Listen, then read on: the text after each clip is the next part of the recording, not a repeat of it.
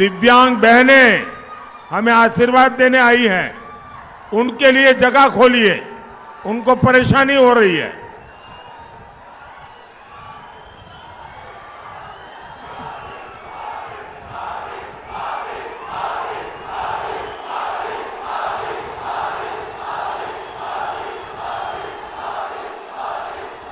మొట్టమొదట మనమందరం కూడా కొంచెం వెనక్కి జరగాలి, ముందు స్థలం లేదు కాబట్టి అక్కడే ఉండాలి. కొందరు మహిళలు కూడా ఆశీర్వాదం ఇచ్చేందుకు వచ్చారు కాబట్టి వాళ్లకు ఎటువంటి అసౌకర్యము కలిగించకుండా క్రమశిక్షణతో ఉండాలని మోదీ గారు మనందరినీ అభ్యర్థిస్తున్నారు. यहाँ जो आगे खड़े हैं वो जरा हट जाए, उन दिव्यांग बहनों को आगे आने दीजिए, वो दिव्यांग बहनों को आगे आने दीजिए. నిలబడి ఉన్నటువంటి వాళ్ళందరూ కొంచెం వెనక్కి వెళ్ళి వెనక ఉన్నటువంటి మహిళల్ని ముందుకు రమ్మని చెప్తున్నారు.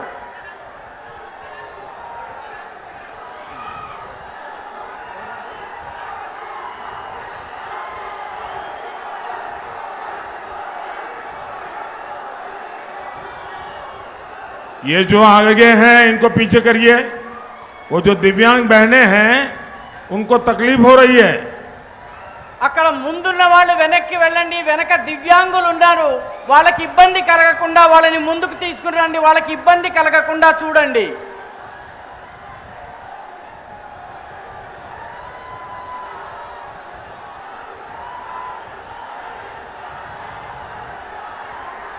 भारत माता की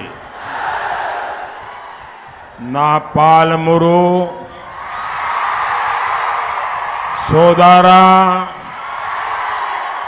సోదారా మణిలాల్కు నా హృదయపూర్వక నమస్కారాలు.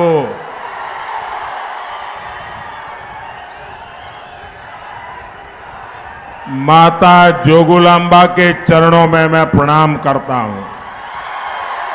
నా పాలమూరు సోదర సోదరీమణులకు నా హృదయపూర్వక నమస్కారాలు. తల్లి జోగులాంబకు ఆమె చరణాలకు నేను నమస్కరిస్తున్నాను. तेलंगाना के लोग जानते हैं ये चुनाव देश के भविष्य का चुनाव है. कांग्रेस और उसके जैसे दलों ने दशकों तक जनता को सिर्फ झूठे वादे किए, लेकिन अब देश मोदी की गारंटी देख रहा है. मोदी की गारंटी मतलब विकास की गारंटी. मोदी की गारंटी मतलब राष्ट्रीय सुरक्षा की गारंटी. मोदी की गारंटी मतलब विश्व में भारत के सम्मान की गारंटी. मोदी की गारंटी मतलब अगले 5 वर्षों में गरीबों के लिए 3 करोड़ नए घर बनाने की गारंटी. मोदी की गारंटी मतलब 70 वर्ष से अधिक आयु के हर बुजुर्ग को मुफ्त इलाज की गारंटी. और मोदी गारी गारंटी अंटे गारंटी गा పూర్తయ్యే గ్యారంటీ. తెలంగాణ ప్రజలకు తెలుసును, ఈ ఎన్నికలు భవిష్యత్తును నిర్ధారించే ఎన్నికలు. కాంగ్రెస్ దాని మిత్రపక్షాలు దశాబ్దాల కొద్దీ ప్రజలకు కేవలం తప్పుడు వాగ్దానాలు మాత్రమే చేస్తూ వచ్చాయి. కానీ దేశానికి మోదీ గ్యారంటీని చూసే అవకాశం లభించింది. మోదీ గ్యారంటీ అంటే అభివృద్ధి యొక్క గ్యారంటీ. మోదీ గ్యారంటీ అంటే రాష్ట్రీయ భద్రత, జాతీయ భద్రతకు గ్యారంటీ. మోదీ గారి గ్యారంటీ అంటే భారతదేశము ప్రపంచంలో గౌరవాన్ని పొందించే గ్యారంటీ. మోదీ గారి గ్యారంటీ అంటే రాబోయే 5 సంవత్సరాలలో పేదలకు 3 కోట్ల ఇళ్లను నిర్మాణం చేసే గ్యారంటీ. 70 సంవత్సరాల పైబడినటువంటి వృద్ధులకు పూర్తిగా ఉచితంగా చికిత్స చేసే గ్యారంటీ మోదీ గారి గ్యారంటీ అంటే గ్యారంటీగా పూర్తయ్యే గ్యారంటీ. मैं तब तक आगे भाषण नहीं करूंगा जब तक इन बहनों की व्यवस्था नहीं होती है. मैं इन बहनों की तकलीफ नहीं देख सकता हूं. ये दिव्यांग बहनें हैं, पहले इनकी व्यवस्था करो. నేను ఇక్కడ అల్లరి తగ్గేదాకా ఆ దివ్యాంగ సోదరీమణులకు సౌకర్యప్రదంగా కూర్చునేదాకా కూడా నేను నా ప్రసంగాన్ని కొనసాగించను. కాబట్టి మౌనంగా క్రమశిక్షణతో ఉండండి, లేకపోతే మోదీ గారి ప్రసంగం ముందుకు సాగదు.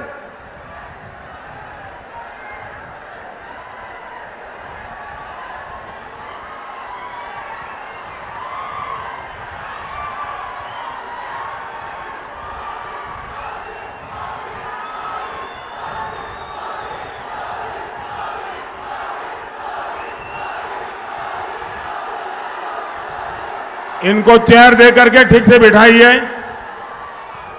इनको बिठाइए. हाँ, एक और बहन भी है, एक और बहन भी है वहां, दिव्यांग है, युवती కూడా ఉంది, उनको भी यहां ले आइए. जब तक इन दिव्यांग बहनों की व्यवस्था नहीं करोगे मैं भाषण नहीं करूंगा. ఈ దివ్యాంగ సోదరీమణుల వ్యవస్థ జరిగేదాకా ప్రసంగం ముందుకు సాగదు. కాబట్టి సహకరించండి మిత్రులారా.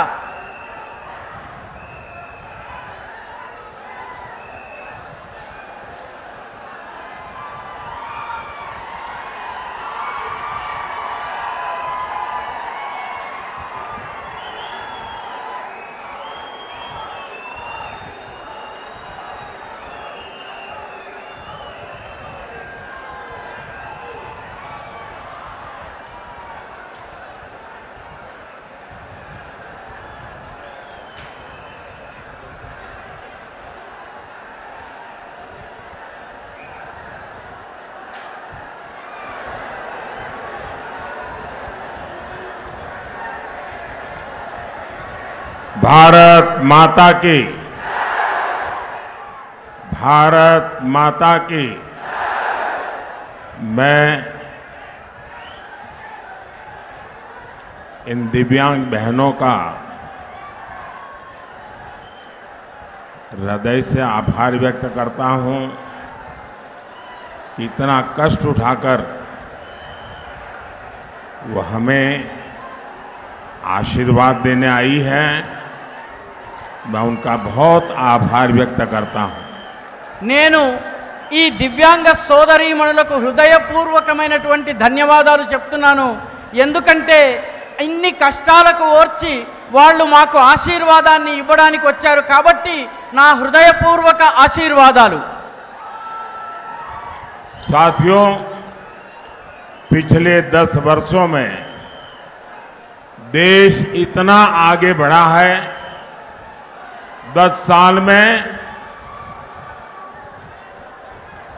हमने तेलंगाना के लिए लाखों करोड़ रुपए भेजे, लेकिन ये पैसे कहां गया? ये पैसा करप्शन का एटीएम लगाकर पहले बीआरएस ने अपनी जेब भरी और अब कांग्रेस भी उसी तरह तेलंगाना को लूट रही है. మిత్రులారా, గత 10 సంవత్సరంలో దేశము చాలా అభివృద్ధి చెందింది. మేము కూడా తెలంగాణ కూడా ముందుకు వెళ్లేందుకు చాలా ప్రయత్నాలు చేశాము.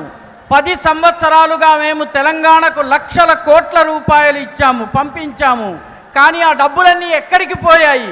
ఈ డబ్బులన్నీ అవినీతి ఏటీఎం లోకి వెళ్ళాయి. వాటిని ముందు బీఆర్ఎస్ తన జేబులను నింపుకుంది.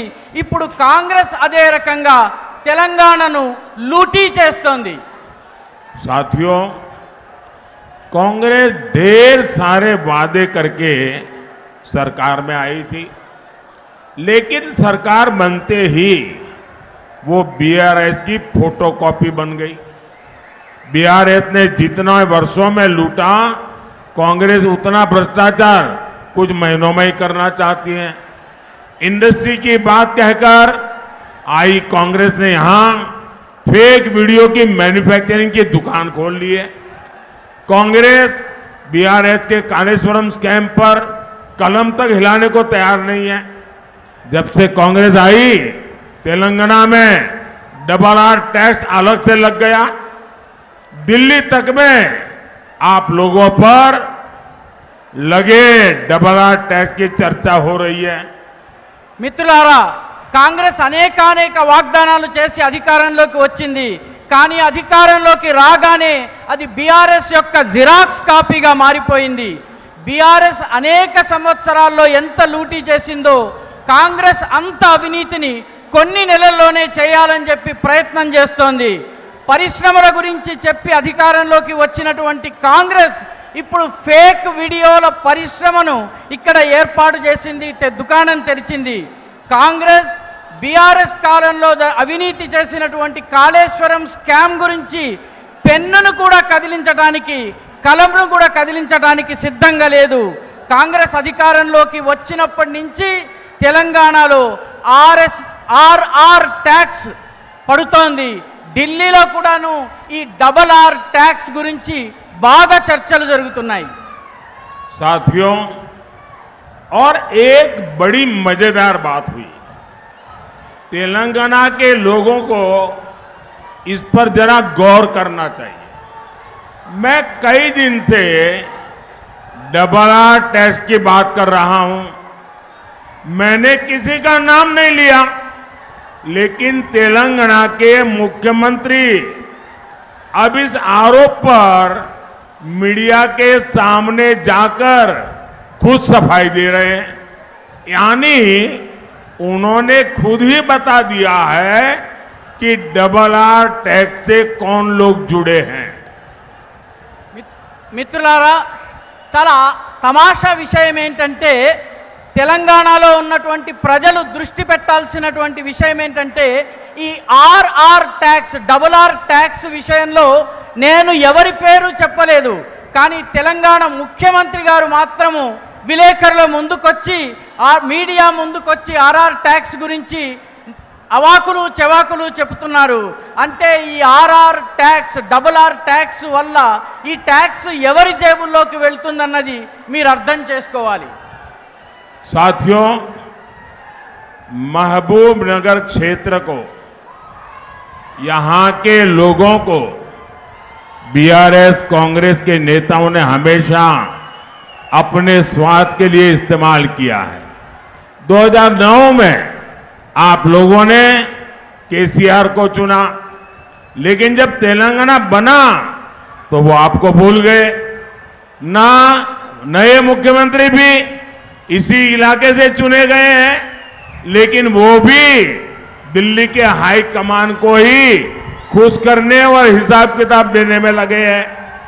तेलंगाना में इस स्थिति को बदलने के लिए जरूरी है कि बीजेपी को ज्यादा से ज्यादा प्रतिनिधित्व मिले। మిత్రులారా, మహబూబ్ నగర్ ప్రాంతంలో ఇక్కడి ప్రజలకు బీఆర్ఎస్ కాంగ్రెస్ నాయకులు తమ స్వార్థంతో ఇక్కడి ప్రజలను ఉపయోగించుకున్నారు, వాడుకున్నారు. 2014లో ఇక్కడ కేసీఆర్ అధికారంలోకి వచ్చారు, మీరు ఆయనని ఎన్నుకున్నారు. కానీ తెలంగాణ ఏర్పడ్డ తరువాత ఆయన మిమ్మల్ని మర్చిపోయారు. కొత్త ముఖ్యమంత్రి కూడా ఇదే క్షేత్రం నుంచి ఎన్నికయ్యారు. కానీ ఆయన కూడా ప్రస్తుతం ఢిల్లీలోని హైకమాండ్ ముందు వాళ్ళని ఖుషామతి చేసేందుకు ప్రయత్నిస్తున్నారు, వాళ్ళకి లెక్కాపత్రాలు చెప్పేటటువంటి ప్రయత్నం చేస్తున్నారు.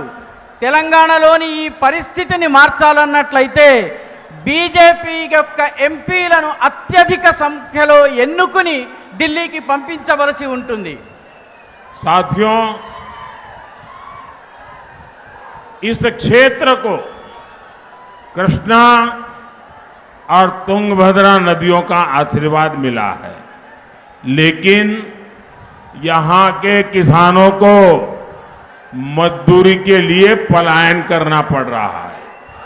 यहां की सिंचाई परियोजनाओं को भी राज्य सरकार आगे नहीं बढ़ने दे रही है।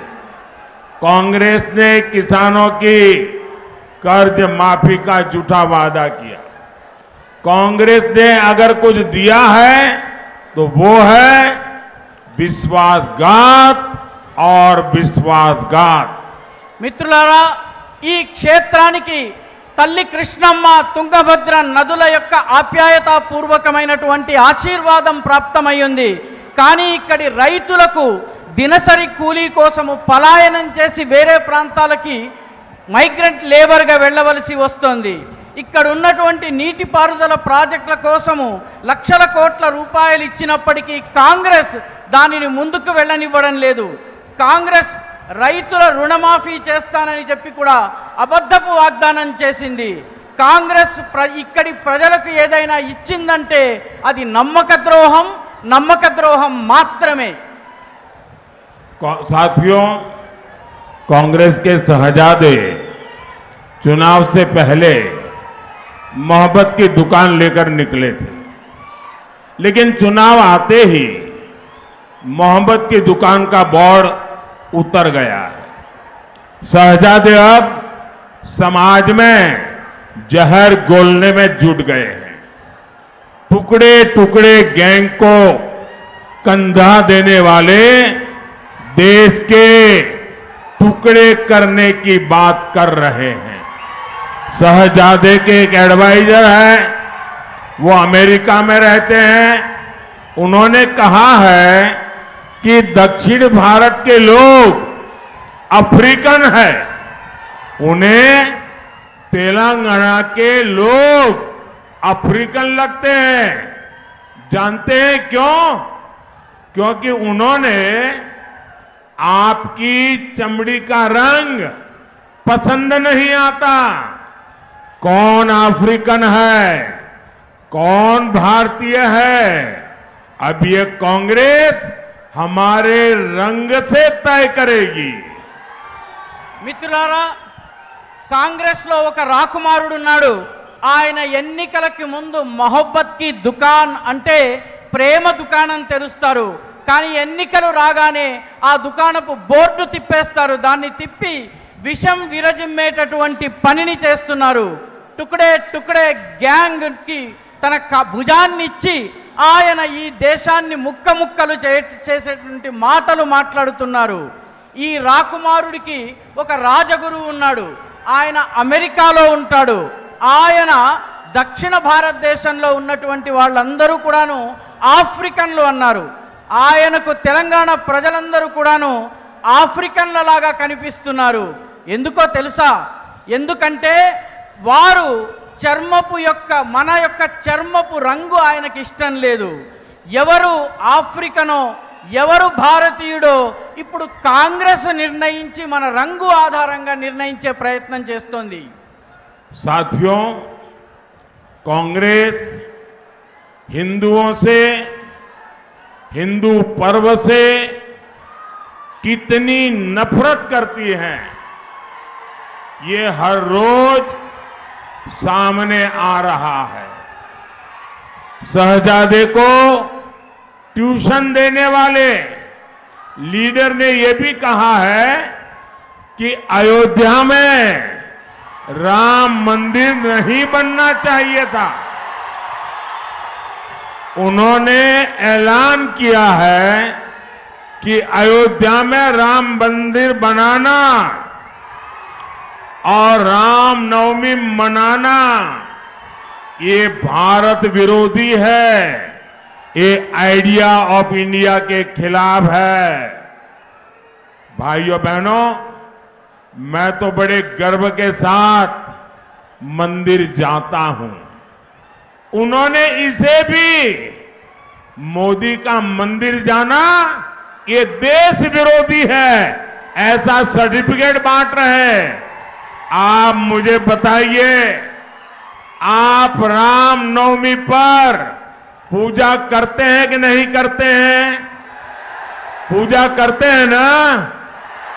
आप अयोध्या दर्शन करने जाना चाहते हैं ना? क्या आप देश विरोधी काम करते हैं? क्या देश विरोधी काम करते हैं? हिंदुओं को अपने ही देश में सेकंड क्लास सिटीजन बनाना चाहती है कांग्रेस। क्या इसलिए ही ये लोग वोट जिहाद की बात कर रहे हैं? మిత్రులారా, కాంగ్రెస్ కి హిందువులన్నా హిందూ పండగలన్నా ఎంత ద్వేషముందో మనకి ప్రతిరోజు మన ముందుకొస్తోంది. ఈ రాకుమారుడికి ట్యూషన్ చెప్పే ఒక నాయకుడు కూడా చెబుతున్నాడు, అయోధ్యలో రామ మందిరాన్ని నిర్మించకూడదు అంటున్నాడు. ఆయన ప్రకటించాడు, అయోధ్యలో రామ మందిరాన్ని నిర్మించటము, రామనవమి పండగ జరపటము భారతదేశానికి వ్యతిరేకమని చెప్పారు. ఇది ఐడియా ఆఫ్ ఇండియా, అంటే భారత భావనకి వ్యతిరేకమన్నారు. నేను గర్వంగా దేవాలయానికి వెళ్తాను, దానిని కూడా వాళ్ళు దేశ వ్యతిరేకమైనటువంటి పనిగా చెప్తున్నారు. మీరు చెప్పండి, అవును కాదని చెప్పండి. రామనవమికి మీరు పూజ చేస్తారా చేయరా? మీరు అయోధ్యకు దర్శనం చేసేందుకు వెళ్తారా వెళ్ళరా? మీరు దేశ వ్యతిరేక శక్తులు అన్నటువంటి మాటను నమ్ముతున్నారా? హిందువులకు తమ దేశంలోనే వాళ్ళని రెండవ తరగతి పౌరులుగా మార్చాలని కాంగ్రెస్ ప్రయత్నం చేస్తోంది. ఇటువంటి ప్రజలు వీళ్ళు ఇందుకే ఓట్ జహాద్ గురించి మాట్లాడుతున్నారు. ये कितना प्यारा बच्चा आज यहां हमें कब से हाथ हिला रहा है, वो साथ में वो गुड़िया भी।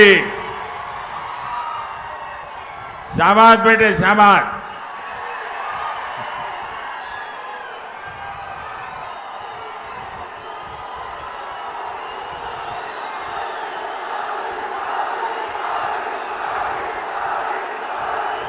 ये बच्चों का प्यार, ये भी उनको परेशान करता है.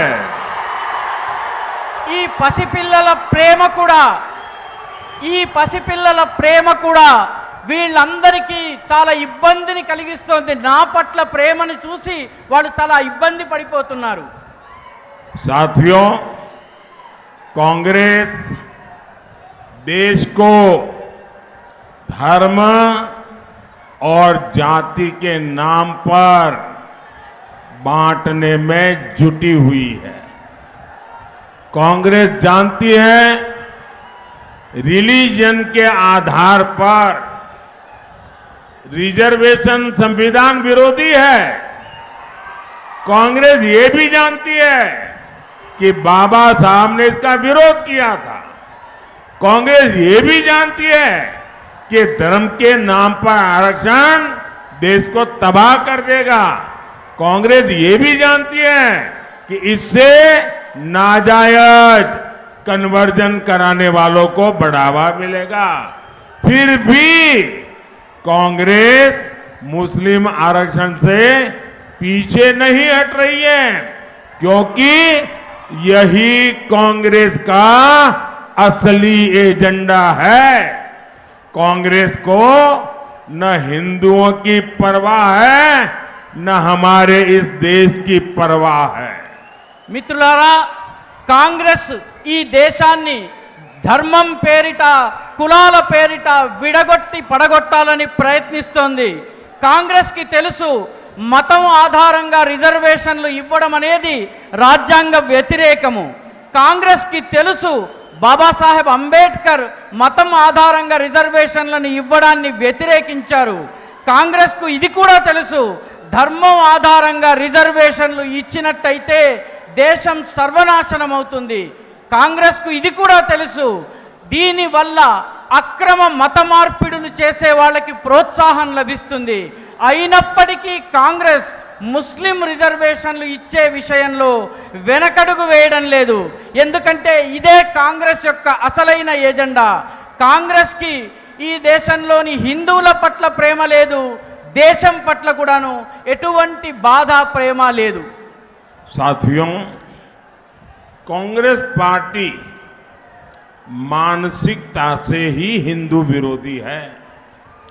जब बीसी कम्युनिटी के आरक्षण की बात आई तो कांग्रेस ने उसका पूरा विरोध किया था और अब कांग्रेस एससी, एसटी, बीसी के रिजर्वेशन को रिलीजन के आधार पर मुस्लिमों को देने में जुटी है। तेलंगाना के लोग तो बखूबी जानते हैं, संयुक्त आंध्र प्रदेश में कांग्रेस ने कैसे मुस्लिम आरक्षण का खेल शुरू किया था। अब यही षड्यंत्र ये पूरे देश में करना चाहते हैं। क्या आप एससी, एसटी, बीसी को मिलने वाला रिजर्वेशन कांग्रेस को लूटने देंगे क्या? छीनने देंगे क्या? और इसलिए आपको मेरी एक बात याद रखनी है, मेरी ये बात भूलना मत, और मेरी बात याद रखना, वंचित का जो अधिकार है, वंचित का जो अधिकार है, मोदी उसका चौकीदार है।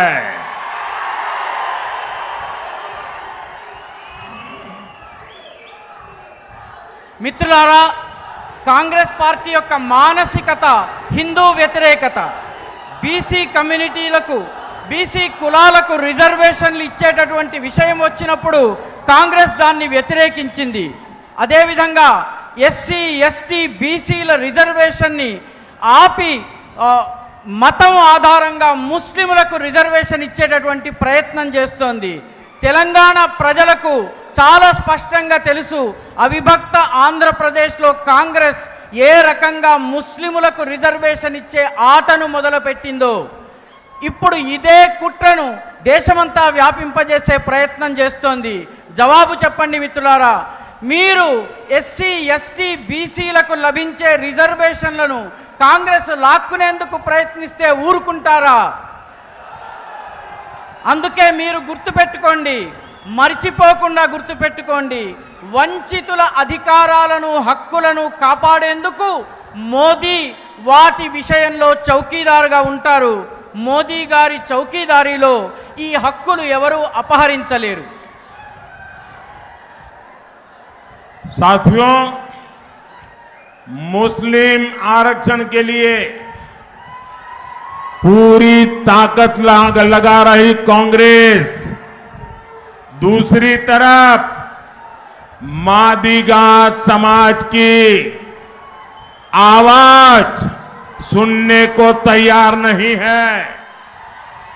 हमारे मादिगा भाई बहन राष्ट्रहित को सर्वोपरि रखते हैं। ये कांग्रेस के वोट बैंक नहीं है, इसलिए उन्हें उनका अधिकार देने का कांग्रेस विरोध कर रही है. మిత్రులారా, ముస్లిం రిజర్వేషన్ల విషయంలో కాంగ్రెస్ పూర్తి శక్తిని పెట్టి పనిచేస్తోంది. కానీ అదే కాంగ్రెస్ పార్టీ మాదిగలకు రిజర్వేషన్ ఇచ్చే విషయంలో వాళ్ళ గొంతుకను కూడా వినేందుకు సిద్ధంగా లేదు. మన మాదిగ సోదర సోదరీమణులు జాతి యొక్క ప్రయోజనాలని, దేశం యొక్క ప్రయోజనాలను అన్నిటికన్నా ముఖ్యమైనదిగా భావిస్తారు. కానీ వీళ్ళు కాంగ్రెస్ పార్టీ యొక్క ఓటు బ్యాంక్ కాదు. అందుకే వీళ్లకు అధికారం ఇచ్చే విషయంలో కాంగ్రెస్ చాలా గట్టిగా వ్యతిరేకిస్తోంది.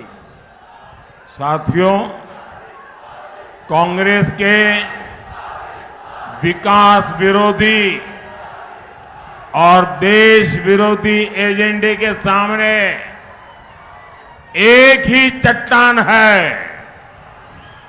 एक ही चट्टान है। वो चट्टान है आपका मोदी।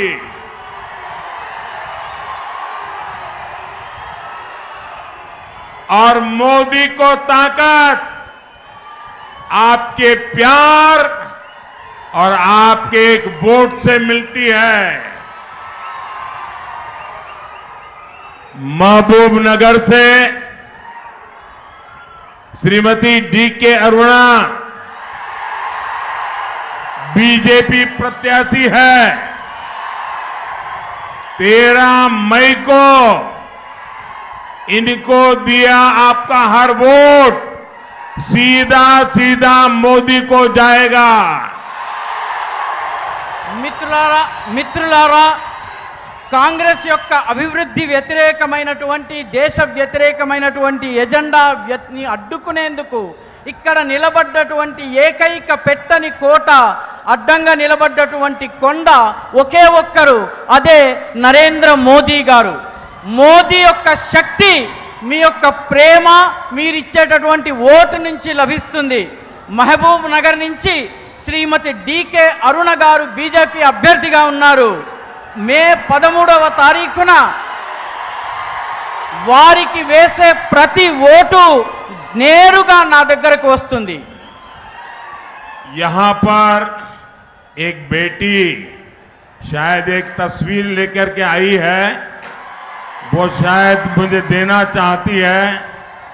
मैं चाहूंगा कि उस बेटी से वो तस्वीर जरा मेरे तक पहुंचा दीजिए। इधर राइट साइड पे ఇక్కడ ఒక బాలిక ఒక బొమ్మను నాకు ఇవ్వాలనుకుంటోంది. దానిని నేరుగా నా దగ్గరికి పంపించండి. थैंक यू बेटा, तुमने अपना नाम लिखा है इसके पीछे, मैं तुम्हें चिट्ठी भेजूंगा। लिखा है, शाबाश, मैं तुझे चिट्ठी भेजूंगा। నీ పేరు గనక రాసినట్టయితే నీకు లేఖ ద్వారా నేను మళ్ళీ సమాచారం పంపిస్తాను అని చెప్తున్నారు. साथियों, मुझे पता है कि कांग्रेस बीआरएस अब कैंडिडेट फिक्सिंग में लग गए हैं। मुझे ये भी पता है इस सीट पर कैसे कैसे खेल हो रहे हैं। अरुणा जी एक महिला है, इनके खिलाफ खुद मुख्यमंत्री कैसी अपमानजनक भाषा बोल रहे हैं। इसका जवाब आपको ज्यादा से ज्यादा वोट देकर के जवाब देना है। మిత్రులారా, నాకు తెలుసు ఇక్కడ కాంగ్రెస్ బీఆర్ఎస్లు రెండూ కలిసి క్యాండిడేట్ ఫిక్సింగ్కి పాల్పడుతున్నాయి. నాకు ఈ విషయం కూడా తెలుసు. ఈ సీటుని గెలుచుకునేందుకు ఎలాంటి ఆటలు ఆడుతున్నారో కూడా తెలుసు. అరుణ గారు ఒక మహిళ, మన ఆడబిడ్డ. వారికి వ్యతిరేకంగా ముఖ్యమంత్రి స్వయంగా ఎటువంటి అవమానకరమైనటువంటి భాష మాట్లాడుతున్నారో చూడండి. దీనికి జవాబు మీరు అత్యధిక సంఖ్యలో ఓట్లు వేయడం ద్వారా ఇవ్వాల్సి ఉంటుంది. अच्छा, मेरा एक और काम करोगे? जरा हाथ ऊपर करके बताइए, करोगे? मेरा एक काम करोगे?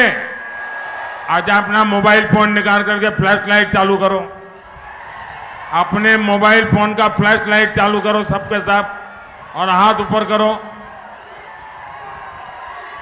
सबके सब। अपने मोबाइल फोन को फ्लैश लाइट चालू करिए साहब।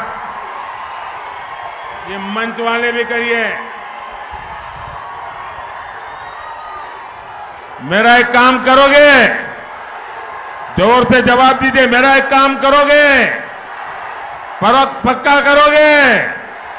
से जाने के बाद तेलंगाना के ज्यादा से ज्यादा परिवारों में जाना और जाकर के कहना अपने मोदी जी आए थे और मोदी जी ने आपको नमस्कारम भेजा है। నేను మిమ్మల్ని ఇంకొక కోరిక కోరబోతున్నాను. అదేమిటంటే ఈ కార్యక్రమం పూర్తయిన తరువాత మీ ఇళ్లకు వెళ్ళిన తరువాత తెలంగాణలో మీకు తెలిసిన ప్రతి వ్యక్తి దగ్గరికి, ప్రతి కుటుంబం దగ్గరికి వెళ్ళి మోదీ గారు మీకు నమస్కారాలను తెలియజేశారు అని తప్పనిసరిగా చెప్పండి. मेरे साथ बोलिए, भारत माता की, भारत माता की, भारत माता की बहुत बहुत धन्यवाद।